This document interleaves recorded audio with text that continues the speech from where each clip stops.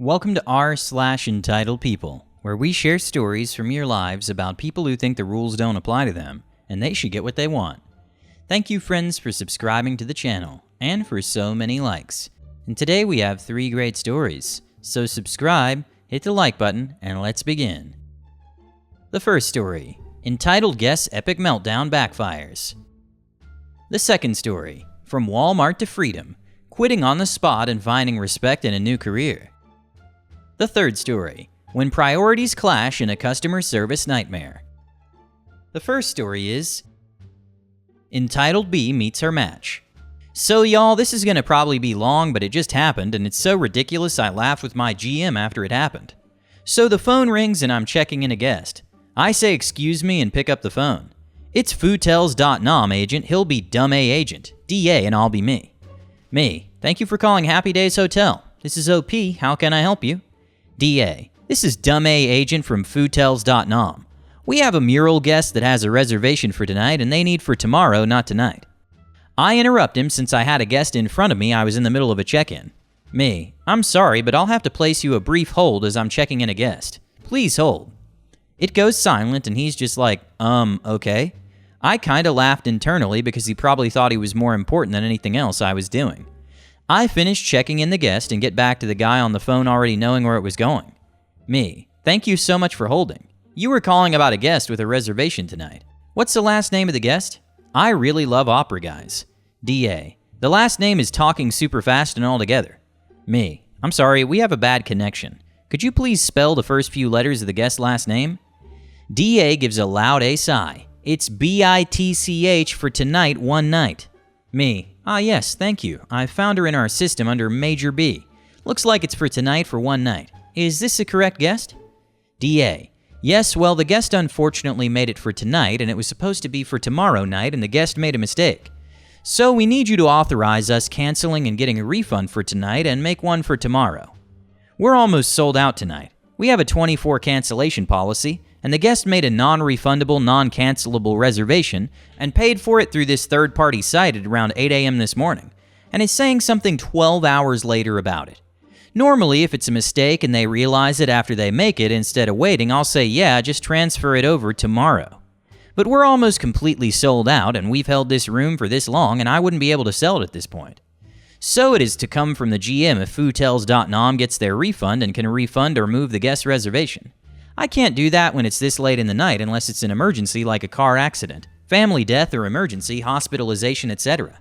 Any of those excuses and I'll say, okay, write a quick comment and take the heat for it. Me, I'm sorry, but it appears that's a non-refundable and non-cancelable reservation. Any authorization for a refund would have to come from our GM.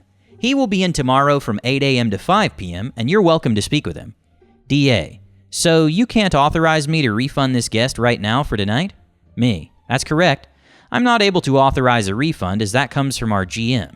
As I've said, he's not here, but will be in tomorrow at 8 a.m. DA is a little like a D now. Well, if you can't, is there someone above you there I can talk to who can? My nice person act drops now that he wants to get an attitude and become a D. Me, I'm the only one here, so unfortunately no. As I've said, you're more than welcome to call our GM in the morning and speak with him, but I can't authorize a refund. DA, you can't make an exception just this once for me? Me, nope, I'm sorry, but you will need to speak with the GM in the morning. DA, fine then. And your name? Me, OP, DA. And your last name? Me, sorry, I don't give that information out. Have a great night. Click. I figured that would be the end of that ridiculous conversation. If that was the case, I probably wouldn't have posted about it. Not even 5 minutes later, I get a call. I answer it as I normally do. It's Major B that booked through Foodtells.nom. Me, thanks for calling Happy Days Hotel. This is OP. How may I help you? MB, yes, I have a reservation for tonight and I need it moved to tomorrow.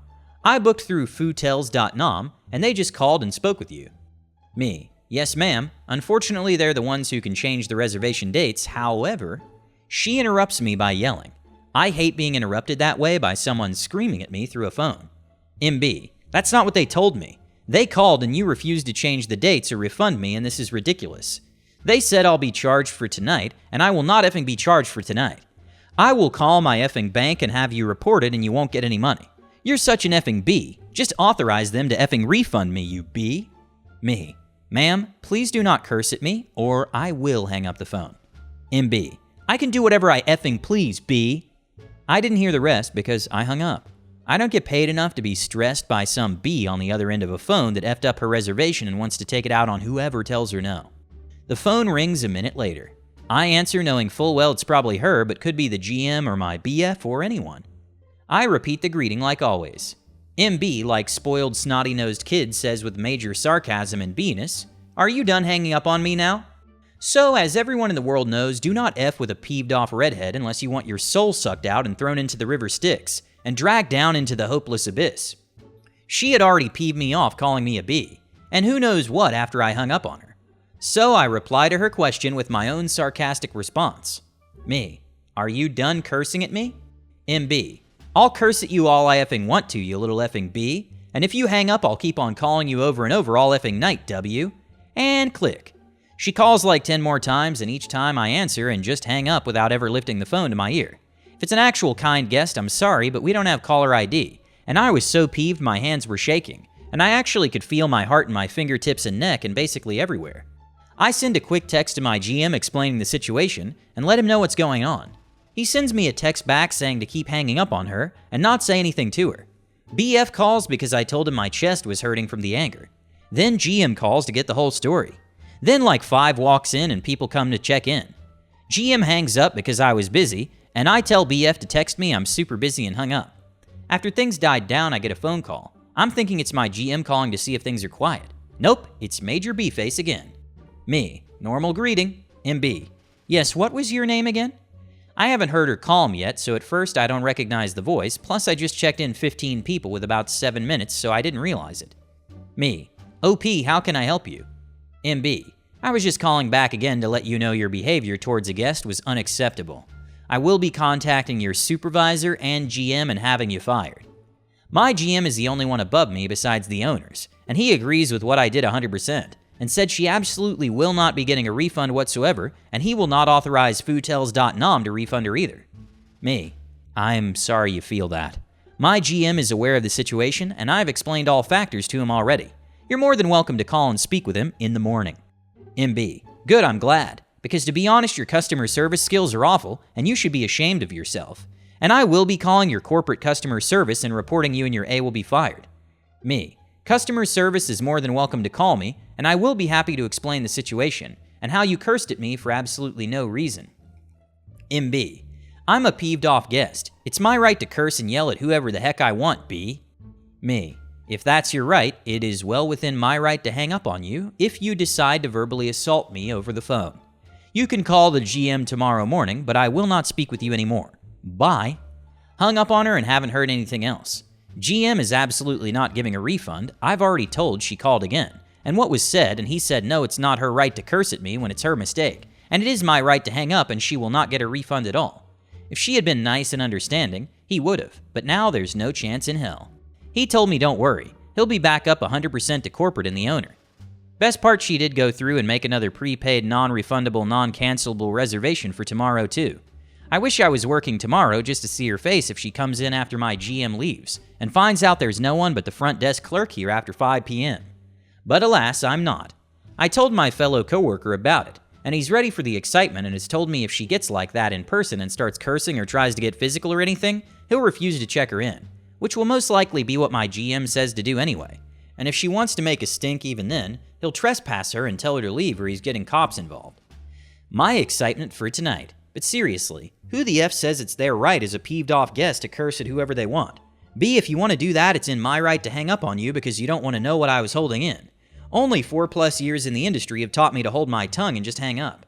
Moral of the story, don't be a major B to the front desk or your stay will be miserable and you won't get what you want.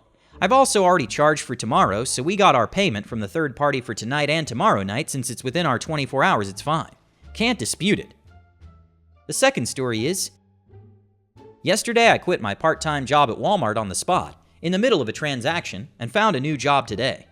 I just got tired of the raggedy equipment, lack of support and training from leads, and mostly customers' lack of common sense and them taking their frustrations out on cashiers. Like, dude, this isn't your first rodeo at this retailer. So why are you expecting a manager to open another register at almost 9 p.m.? Because you feel like you were waiting too long in line after you decided to jump behind someone with a cart full of merchandise when you had very few items and could have easily gone to self-checkout or to another register that had a shorter line. They don't even open enough registers during peak hours. What makes you think they'll open another 2 hours before closing? This company doesn't give two SHs about customers waiting in line to the point it's actually a running joke amongst those who regularly shop there. Also, I never interrupt or rush other customers over those who choose to be impatient. I give everyone the same undivided attention. They waited their turn and you will too. The customer that caused the wait had a lot of items and some things that wouldn't scan, and I had to troubleshoot the issue. So the customer basically trash-talked me until I got finished with the customer I was working with. Then on top of that, you tell me and another cashier after we advised them that they could have gone to another register, "Don't ever tell me to go to another register. I'll do what the F I want to do." And I was like, you know what? I'm gonna do what the F I want to do too. Bye, B. Threw the scanner on the conveyor belt and walked my A out the door. I know it was wrong, but it felt like a weight was lifted off my shoulders instantly and I was at peace. Went to an interview today somewhere else that's a non-customer facing role and was hired on the spot.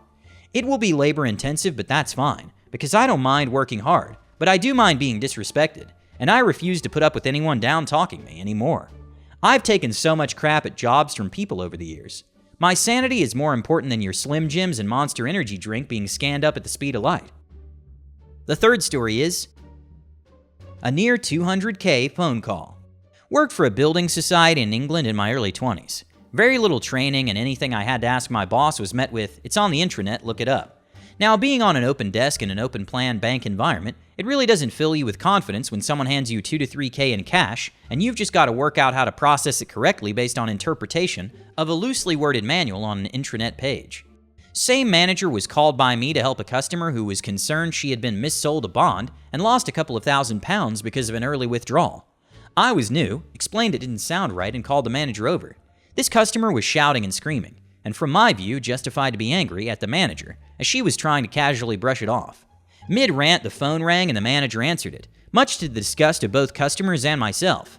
I mouthed an apology. I think the customer could see how mortified I was at what had happened. She acknowledged it with a brief thank you. Customer then stormed off and contacted head office, where she removed well over 200K of her wealth out of the building society and made a formal complaint, with a caveat not to punish me, as I was the only one trying to help.